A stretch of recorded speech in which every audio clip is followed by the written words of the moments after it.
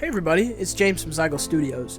Over the past few weeks, I've seen some crazy theories on Super Mario 64 that it has a customizable AI that subtly changes the environment of the game and essentially tries to manipulate the player. Sounds crazy, right? And it sounds like it actually could be true. However, short answer, no, it's not.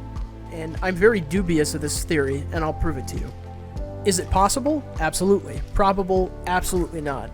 I'm 99.9% sure that this isn't happening. And if people want to prove me wrong, I can show you how to do that too. So let's set up the environment for something like this. Outside of the Nintendo 64, let's think about something like this could happen. The first thing that's needed is the developers of the game would have to create an environment inside of the program that allows for specific pieces of the environment that they want to change to be changed by some type of multiplication or subtraction, using some shop talk, gain, or offset. So if we have some type of filtering going on inside of the AI, for example, let's say there's filtering done on the spawning of Goombas. The spawning of Goombas will have a specific routine in order to determine when and how it should happen. And for this, there'll be a gain and an offset.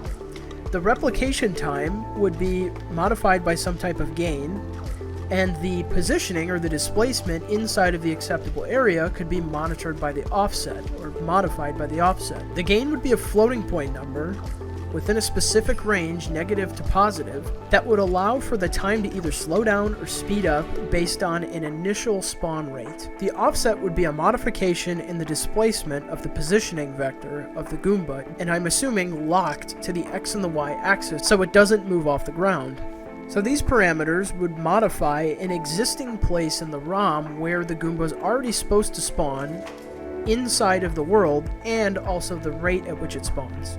So that is number one. The second thing that's needed is something called non-volatile memory.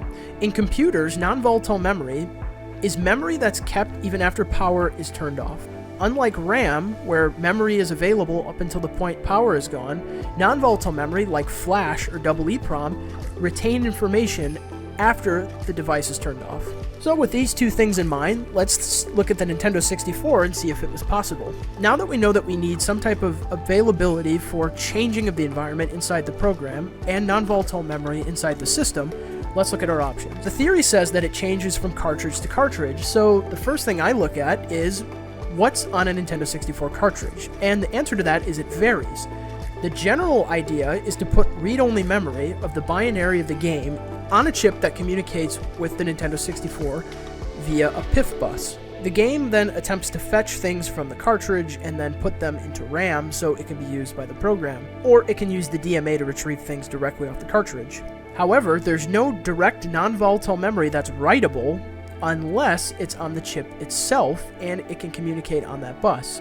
So essentially what would need to happen is you need a non-volatile memory unit on the cartridge itself. And is that possible? Absolutely. It wasn't uncommon for cartridges to have both EEPROM for flash memory or battery backed up RAM for saved game storage data. And this can be seen with batteries inside of Nintendo 64 cartridges. Thinking about this further, it seems to be plausible. We have a system that allows for non-volatile memory on the cartridge, which is the scope of this theory, and the program can be set up to where it can manipulate pieces of the environment based on a gain and an offset. So it's totally possible, but here's the probable portion of it. Let's talk about the most obvious thing here. Accessing non-volatile memory on a cartridge was expensive as could be, and would dramatically impact game time performance. There is no way you could issue a command for a write or a read to the non-volatile memory unit on a cartridge without dramatically slowing, if not stopping or halting the game. That's problem one. So this basically confines us to the box of reading non-volatile memory during a load portion. Now during a load portion, when a stage is loaded, things are pulled from the cartridge anyway, so this could really be an extension of the game. This also means that the storage and the loading of this non-volatile memory is limited to what I call safe points in the game where no processing is done other than loading and setting up pointers. A possible solution would be to have parameters or gains and offsets in non-volatile memory that get loaded in during the load time of the game and saved during the save time of the game. These parameters could then be manipulated in RAM on runtime and then stored upon the save portion of the game. The easiest way to explain this would be to talk about Super Mario 64. Let's say you spawn into a world and a Goomba is there. You have a few options. The first one is you run over to it immediately, stomp on it, and you get a coin.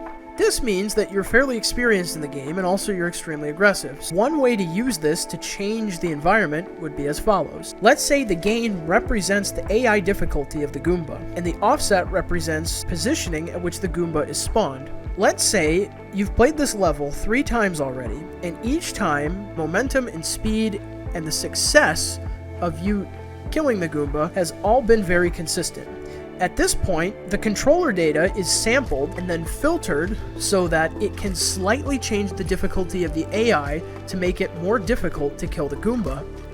And it may even change the offset to spawn closer to where you start.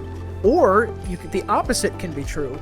If you run away from the Goomba, maybe you're not as good of a player and the AI difficulty will then decrease, and it may spawn farther away from you. The data is then calculated and stored as coefficients in RAM, and then finally on save data will then be transferred to double EEPROM during a save state or a save point.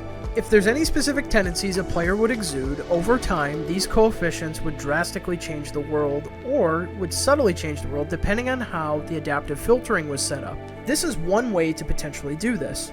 A more cheeky solution would be to either have coefficients already in the ROM itself that do this manipulation of the environment and don't change, so that way each game would be different, but you'd be able to verify by looking at the ROMs to see if they were different using a CRC or something like that.